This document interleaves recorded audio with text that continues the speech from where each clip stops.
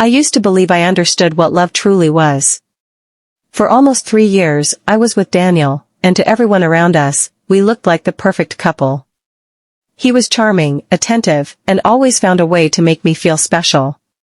Flowers for no reason, late-night drives just to watch the stars, handwritten notes slipped into my bag before work, people envied us. I thought I had everything a woman could ever want. But sometimes, the most beautiful picture hides the darkest cracks.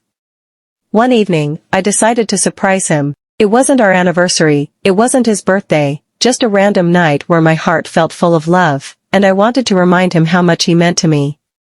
I picked up his favorite cheesecake on my way to his apartment, humming to myself like a fool in love. I didn't call him. I thought, why would I? Surprises are better this way. The elevator ride felt endless, my palms slightly sweaty from excitement.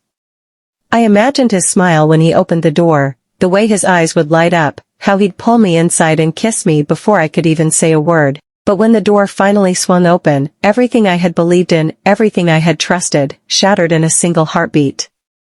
There she was. A girl. Standing in his living room. Wearing my oversized hoodie. The same hoodie I had left at his place a week earlier. Her hair was messy, her cheeks flushed, and Daniel, he froze the second he saw me. His lips parted, searching for an excuse, but the silence screamed louder than anything he could have said.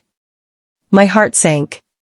I dropped the cheesecake, the box crashing to the floor, spilling across the hallway like the remains of my trust. Without a word, I turned and ran. My legs moved on instinct, but my chest felt hollow, like someone had ripped out everything inside me. I didn't even realize tears were streaming down my face until I stumbled into my car. My hand shook as I gripped the steering wheel, my entire world spinning out of control. And in that moment, a single thought burned through the pain: how long? How long had he been betraying me? I didn't sleep that night.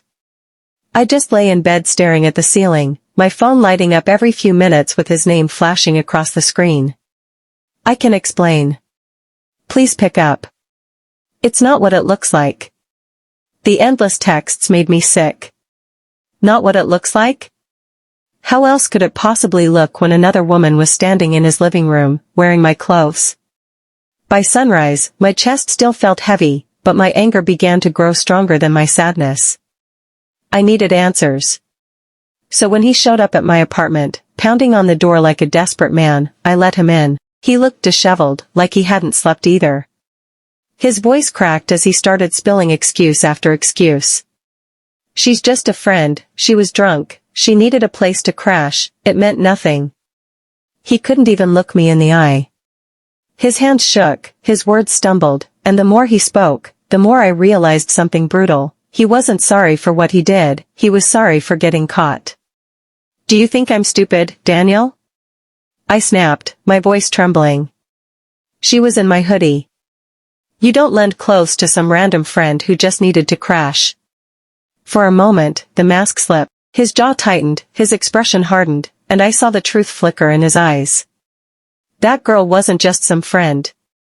She was someone he had been seeing behind my back. He reached for my hand, but I pulled away like his touch burned me. I love you, Emily, he said, his voice breaking. It was a mistake. I swear, it will never happen again. But those words felt rehearsed, like lines from a script he had used before. And that's when it hit me, this probably wasn't the first time. My heart wanted to believe him, but my gut screamed at me to run. Still, I found myself frozen in place, staring at the man I thought I knew, wondering how much of our relationship had been real and how much had been a lie. Later that day, I couldn't help myself. I went digging. I checked social media, scrolled through tagged photos, even looked at the posts he thought I'd never notice. And there she was. The same girl. Smiling beside him at a bar 2 weeks ago.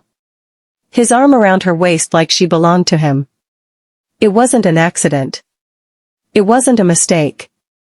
It was a choice, and now, I had to decide, do I walk away from 3 years of my life, or do I fight for something that already feels broken?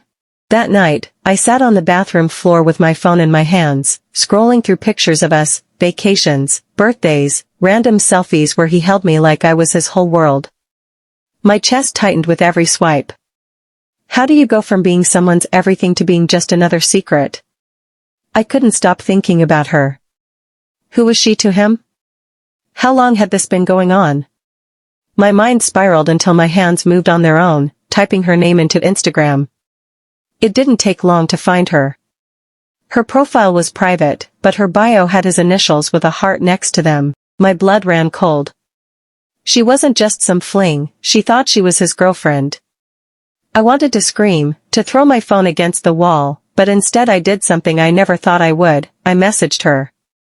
My fingers shook as I typed, "Hey, I think we need to talk about Daniel." Minutes felt like hours until she replied. And when she did, it was like a punch to the gut. "I was wondering when you'd reach out. I've known about you for months." I froze. She knew about me. She had stayed anyway. My heart broke in a new way, not just from betrayal, but from realizing I had been unknowingly living in a triangle where I was never truly chosen. We ended up talking for hours. She told me everything, how he promised her I was just a phase, how he claimed he was going to leave me soon, how he had been splitting his time between us like it was some twisted game. Every word made me sick, but it also gave me clarity. Daniel had been lying to both of us. Manipulating both of us, and suddenly, all those little inconsistencies, all the late nights at work, all the moments my gut told me something was wrong, they all made sense. By the time the conversation ended, my tears had dried. I wasn't just heartbroken anymore, I was furious. Furious at him for playing us, furious at myself for ignoring the signs, and furious at the fact that I had let him make me doubt my worth. That was the moment I decided, this wasn't going to break me. This was going to change me. The next morning, Daniel showed up at my door again, holding flowers like they could erase the lies he'd planted between us. I didn't even let him inside. I just stood there, arms crossed, staring at him while he fumbled through another apology. "Emily, please. I can fix this. I'll cut her off. I'll prove to you I love you." His words spilled out like water from a cracked glass, but none of it could fill the emptiness I felt inside. I let him talk until he ran out of excuses, then I pulled out my phone. "Funny," I said coldly, "because I spoke to her last night." His face went pale. He tried to laugh it off, but I saw the panic in his eyes. For once, I had the power, and he knew it. "You what?" he stammered. "She told me everything, Daniel. Every single lie." My voice shook, not from weakness but from the strength it took to finally stand up to him. He reached for my hand again, but I stepped back. "You've been living a double life, and I was too blind to see it. But I'm done being blind. I deserve better than this, better than you." For the first time, he had no words. No excuses. Just silence. I closed the door in his face and leaned against it, my heart pounding. My hands were trembling, but for the first time in weeks, I felt like I could breathe. Later that day, I packed up every memory of him, the photos, the hoodie I used to sleep in, the little notes he left me on the fridge. I shoved them all into a box and carried it to the dumpster. My chest ached as I let it go, but it also felt like shedding chains I didn't realize had been weighing me down. As I walked back upstairs, I caught my reflection in the hallway mirror. My eyes were tired, but behind them, I saw something new, strength. A version of me that wasn't defined by his lies. And for the first time in a long time, I whispered to myself, "I'm going to be okay." A week later, my apartment felt different, quieter, but also lighter, like the walls themselves had exhaled all the tension he used to bring with him.